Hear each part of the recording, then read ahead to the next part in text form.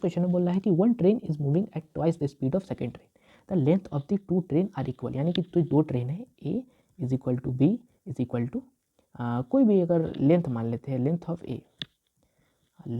A is equal to length of B is equal to L मान लेते हैं, यानी कि यही दे दिया है, दोनों ट्रेन इक्वल है। The ratio of the time taken by this train to cross each other when moving in the same direction and in opposite direction. मतलब क्या, मतलब दोनों ट्रेन एक साथ एक डायरेक्शन में जा रही है और दोनों ट्रेन अपोजिट डायरेक्शन में जा रही है, उसी का टाइम डिफरेंस पूछ लिया है।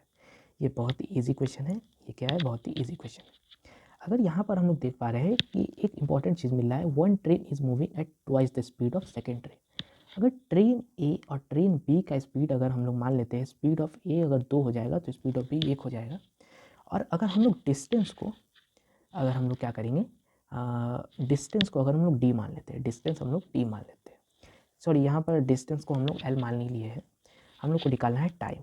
हम लोग को क्या निकालना है, time, time of same direction by time of opposite direction, time of same direction upon time of opposite direction, ratio निकालना है। हम लोग टाइम ऑफ सेम डायरेक्शन पहले निकाल लेते हैं।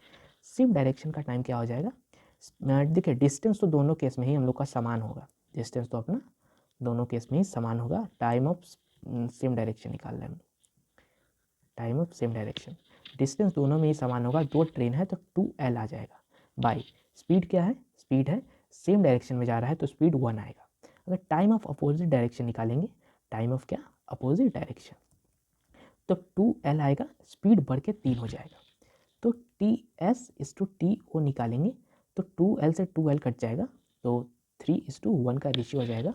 ऑप्शन नंबर सी इसका एकदम सटीक आंसर है।